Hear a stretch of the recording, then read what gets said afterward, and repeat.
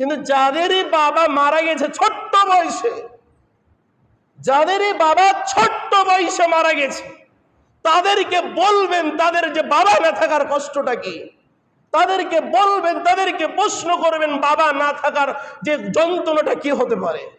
একজন এতিম বাচ্চা বাবা না থাকার যে কষ্ট, মা না থাকার যে কষ্ট, এই এতিমদের কষ্ট আল্লাহ ছাড়া পৃথিবীর কেউ বুঝে না। যখন ঈদ চলে আসে, যখন কি চলে আসে, ঈদ, সবাই নিজের বাবার হাত ধরে ধরে ঈদগাহার ময়দানে আসে না, আসে না? ও ছোট্ট ছোট্ট মেয়ে বাচ্চাগুলো মাদের পিছন পিছন আসে না, আসে না? যাদের মা নাই, যাদের বাবা নাই, যারা মা বলে ডাকতে পারে না, বাবা বলে ডাকতে পারে না, এদের কষ্ট আছে না নাই? আল্লাহ বলছেন দেখেন, ওয়াবুদুল্লাহ ওয়ালা তুশরিকু বিহি শাইয়্যান ওয়া বিল ওয়ালিদাইনি ইহসানা ওয়া বিদিল কুরবা ওয়াল ইয়াতামা ওয়াল মাসাকিন ওয়া ইবনিস সাবিল। গত সপ্তাহে এই আয়াতটা পড়েছিলাম না? জানেন, আপনারা জানেন? ওয়াবুদুল্লাহ ওয়ালা তুশরিকু বিহি শাইয়্যা, এমন একটা আয়াত পড়েছিলাম না গত সপ্তাহে? আল্লাহ এই আয়াত এতিমদেরকে নিয়ে বোঝাতে নিয়ে বলছেন, ওয়াবুদুল্লাহ ওয়ালা তুশরিকু বিহি শাইয়্যা, ওয়াবুদুল্লাহ, তোমরা আল্লাহর ইবাদত করো, ওয়ালা তুশরিকু বিহি শাইয়্যা, এবং কার সাথে শরীক করো না। কথা বলেন, কার সাথে শরীক করো না? আমার সাথে একজনকে শরীক করতে পারবেন, আমার সাথে একজনকে শরীক করলে কয়জন হয়? কথা বলেন, কয়জন হয়? আমি ইব্রাহিম খলিল, আমার সাথে 3 জন শরীক করলে আমাকে দিয়ে কয়জন হয়? 4 জন। কিন্তু পৃথিবীর সবার সাথে শরীক করা যাবে, তবে একজন ব্যক্তিত্ব, একজন মহান ব্যক্তির সাথে শরীক করা যাবে না। সে ব্যক্তিকে আল্লাহ। পৃথিবীর সবার সাথে শরীক করতে পারবেন, সবার সাথে সঙ্গ দিতে পারবেন, কিন্তু একজন ব্যক্তিত্ব, একজন মহান ব্যক্তির সাথে যদি আপনি শরীক করেন, জিন্দেগিতে যতদিন আপনি জীবিত থাকবেন, মরার পরেও আপনি জান্নাতে যেতে পারবেন না, পারবেন না, পারবেন না। কথা সত্য না মিথ্যা? যদি শিরিক করে থাকেন জান্নাত যাওয়া সম্ভব? রাসূলুল্লাহ সাল্লাল্লাহু আলাইহি সাল্লাম বলছেন, কে বলছেন? রাসূলুল্লাহ, যে একজন মানুষ, একজন মানুষ কিয়ামতের ময়দানে উহুদ পাহাড় পরিমাণ নেকি নিয়ে উঠেছে। কিয়ামতের ময়দানে, কিসের ময়দানে? কিয়ামতের ময়দানে একজন মানুষ বিশাল বড় উহুদ পাহাড় সমান পরিমাণ নেকি নিয়ে উঠবে। কি নিয়ে উঠবে? নেকি। উহুদ পাহাড় কোথায়? বাংলাদেশে না, ইন্ডিয়াতে না, সৌদি আরবে? জানেন তো? উহুদ পাহাড় কি মসজিদের সমান? বিশাল। উহুদ পাহাড় মানে উহুদি পাহাড়। উহুদ পাহাড় বিশাল বড় একটা পাহাড়। রাসূলুল্লাহ সাল্লাল্লাহু আলাইহি সাল্লাম বলছেন যে কোন মানুষ যখন কিয়ামতের ময়দানে উহুদ পাহাড় পরিমাণ কি নিয়ে উঠবে? নেকি নিয়ে উঠবে। ওই নেকির ভিতরে যদি বিন্দু পরিমাণ শিরকের গুনাহ থাকে। কিসের গুনাহ? শিরক। এত গুনাহ, নেকি, এত পরিমাণ নেকি রয়েছে, এত পরিমাণ নেকি রয়েছে, আর ওই নেকির ভিতরে যদি বিন্দু পরিমাণ কিসের গুনাহ? শিরকের গুনাহ থেকে থাকে, আল্লাহ রাসূল সাল্লাল্লাহু আলাইহি সাল্লাম বলছেন সমস্ত নেকিগুলোকে আল্লাহ রাব্বুল আলামিন কেটে দিবেন। নাউজুবিল্লাহ। কি করে দিবেন? কেটে দিবেন, নষ্ট করে দিবেন। পক্ষান্তরে এই হাদিসের শেষ বাক্য আল্লাহ রাসূল বলছেন, কোন মানুষ যদি উহুদ পাহাড় পরিমাণ গুনাহ নিয়ে কিয়ামতের ময়দানে উপস্থিত হয়, কোন মানুষ যদি উহুদ পাহাড় পরিমাণ গুনাহ নিয়ে কিয়ামতের ময়দানে উপস্থিত হয়, রাসূলুল্লাহ সাল্লাল্লাহু আলাইহি ওয়াসাল্লাম বলছেন এই গুনাহের ভিতরে যদি বিন্দু পরিমাণ শিরকের গুনাহ না থাকে, আল্লাহ রাব্বুল আলামিন চাইলে তার জিন্দেগির পাপগুলোকে, গুনাহগুলোকে ক্ষমা করে জান্নাতের মেহমান হিসাবে কবুল করে নেবে। সুবহানাল্লাহ। কিসের গুনাহ থাকা যাবে না? জিনা করেছেন করেন, সুদ খেয়েছেন খান, যা করেছেন করেন, দিন শেষে ক্ষমা চান কার কাছে? আরে ক্ষমা আল্লাহ করবে আপনাকে একদিন, ক্ষমা আপনি পাবেন একদিন। রব আপনাকে ক্ষমা করবে, এ কথাই সত্য।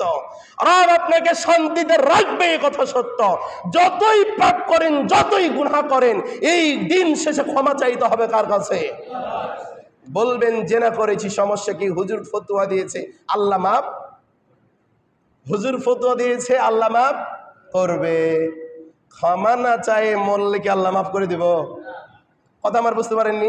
গুনাহ হয়ে গেছে। কুল্লু বানি আদম, প্রত্যেক বানি আদম সন্তান কি? অপরাধী, গুনাহগার।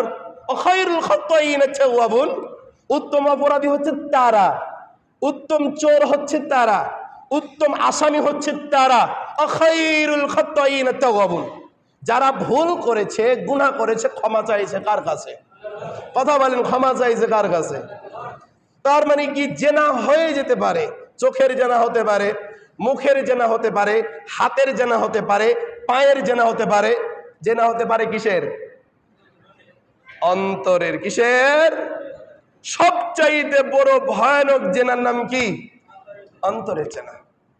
হাতে হয়তো কোনো কিছু করবে না, চোখেও হয়তো কোনো কিছু করছে না, চোখে হঠাৎ হয়তো একটা নারীর দিকে চোখ চলে গেছে, চোখটা নিচু করে নিয়েছেন, কিন্তু পেঁয়াজ, জিলাপির মতন পেঁয়াজ দিচ্ছে কোন জায়গাতে? অন্তরে। তো রাসূলুল্লাহ সাল্লাল্লাহু আলাইহি সাল্লাম বলছেন, ও দুনিয়ার মানুষ শোনো, তোমরা যতই গুনাহ করো না কেন, যতই পাপ করো না কেন, দিন শেষে একবার হলো হাতটা একবারে বিনয়ী হয়ে মাথাটা নিচু করে হাতটা উত্তোলন করো কার কাছে?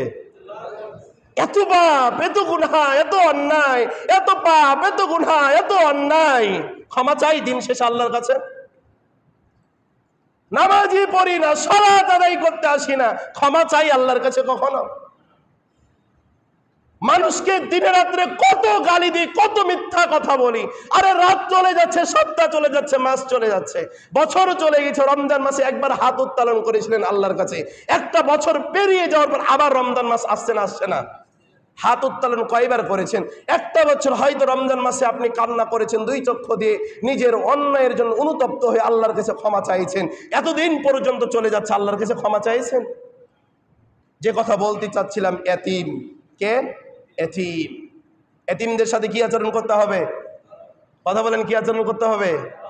রাসূলুল্লাহ সাল্লাল্লাহু আলাইহি ওয়াসাল্লাম বলছেন, ও দুনিয়ার মানুষ তোমরা শোনো, একজন বাচ্চার যখন বাবা মরে যায়, একজন বাচ্চার যখন মা মরে যায়, একজন বাচ্চার যখন বাবা মরে যায়, একজন বাচ্চার বাবা যখন মরে যায়, ও দুনিয়ার মানুষ তোমরা ভালো করে শুনে রাখো, তখন ওই বাচ্চার মাথার ওপর থেকে ছাদটা হারিয়ে যায়, ওই বাচ্চার পিছন থেকে একটা দেওয়াল সরে যায়, ওই বাচ্চার জীবন থেকে গুরুত্বপূর্ণ একজন মানুষ সরে যায়। এই জন্য তোমরা যারা গার্জেন থাকবা, ওই এতিমদের সাথে তোমরা উত্তম ব্যবহার করো, সুন্দর ব্যবহার করো। রাসূলুল্লাহ সাল্লাল্লাহু আলাইহি সাল্লামকে অর্ডার দিয়েছেন এ কথা বলার জন্য, তিনি কে? আল্লাহ। মানে কি, এতিম নিঃস্ব হয়ে গেছে, বাবা মরে গেছে, কিন্তু আমরা আফসোস, আমরা এতিমদের সাথে কি আচরণ করতে পারি না? ভালো আচরণ করতে পারি না। আপনার বাড়ির পাশে এতিম আছে, আছে না নাই? আপনার বাড়ির পাশে একটা বিধবা মহিলা আছে, আপনার বাড়ির পাশেই এতিম বাচ্চারা ঘোরাফেরা করে, অথচ আপনি তাদের সাথে ভালো আচরণ করতে পারেন না। যদি এতিমদের সাথে ভালো আচরণ না করা হয়, যারা এতিমদের সাথে ভালো আচরণ করবে না, তারা যেন জান্নাতে আমার সাথে থাকতে আশা না করে, তারা যেন আমার সাথে জান্নাতে থাকতে আশা না করে। কে বলছে এটা? রাসূলুল্লাহ সাল্লাল্লাহু আলাইহি সাল্লাম। এবার রাসূলুল্লাহ সাল্লাল্লাহু আলাইহি সাল্লাম বলছেন, ও দুনিয়ার মানুষ তোমরা শোনো, ও দুনিয়ার ব্যক্তিত্বরা তোমরা শোনো, যদি তোমরা এতিমদেরকে ভালোবাসো, যদি তোমরা এতিমদের মুখে খাবার তুলে দাও, যদি তোমরা এতিমদেরকে খাদ্য খেতে যাও, যদি তারা বালেগ হওয়ার আগ পর্যন্ত এতিমদেরকে ভালোবাসো, টাকা দিয়ে, ভালোবাসা দিয়ে, কথা দিয়ে, শরম দিয়ে যদি তাদেরকে ভালোবাসো, আমি রাসূলুল্লাহ সাল্লাল্লাহু আলাইহি সাল্লাম বলছি, তুমি এবং আমি মুহাম্মদ সাল্লাল্লাহু আলাইহি সাল্লাম, তুমি এবং আমি মুহাম্মদ সাল্লাল্লাহু আলাইহি সাল্লাম, তুমি এবং আমি মুহাম্মদ সাল্লাল্লাহু আলাইহি সাল্লাম জান্নাতে এই দুটি আঙ্গুলের মতন থাকবো। সুবহানাল্লাহ। দুটি আঙ্গুল লেগে আছে না? তার মানে রাসূলুল্লাহ সাল্লাল্লাহু আলাইহি সাল্লাম এই জায়গাতে থাকবেন, আমি এই জায়গাতে থাকবো। কথা কি আমার বোঝা গেছে? তার মানে কি বুঝাইছে? জান্নাতটা এত বড়, জান্নাতের স্থানটা এত বড়, জান্নাতের জায়গাটা এত বিশাল, কোথায় মানুষেরা পড়ে থাকবে, কোথায় ব্যক্তিত্বরা পড়ে থাকবে। আর রাসূলুল্লাহ সাল্লাল্লাহু আলাইহি সাল্লাম বলছেন, আমার দলের যে ব্যক্তিরা হবে, আমার দল মানে কি? আল্লাহ রাসূল কি ছিলেন? আল্লাহ রাসূল কি ছিলেন? এতিম ছিলেন না? আল্লাহ রাসূল বলছে কি, আমার দলের যারা ব্যক্তিত্ব হবে, আমার দলের লোকদেরকে যারা ভালোবাসবে, আমি মুহাম্মদ সাল্লাল্লাহু আলাইহি সাল্লাম বলছি, এই যে দুইটা আঙ্গুল দেখছো যেভাবে পাশাপাশি রয়েছে, আমি মুহাম্মদ সাল্লাল্লাহু আলাইহি সাল্লাম এতিমদেরকে যারা ভালোবাসবে, আর আমি মুহাম্মদ সাল্লাল্লাহু আলাইহি সাল্লাম এই দুইটি আঙ্গুলের মতন জান্নাতে বসবাস করব। সুবহানাল্লাহ। তার মানে কি জান্নাতে যাওয়া হবে না? হবে না? তার মানে এতিমদেরকে যদি ভালোবাসেন, কি করেন? এতিমদেরকে যদি ভালোবাসেন, আর এতিমদেরকে যদি আপনি লালন পালন করেন, এতিমদেরকে যদি আপনি খেতে দেন, এতিমদের সাথে যদি আপনি উঠা বসা করেন, তার মানে কি আল্লাহ আপনার জিন্দেগির পাপগুলো কি করবে? বলেন বলেন, কি করবে? ক্ষমা করে দিবে। ক্ষমা না করলে কি জান্নাত যেতে পারতেন? তার মানে কি আল্লাহ রাসূল কি বলেছে?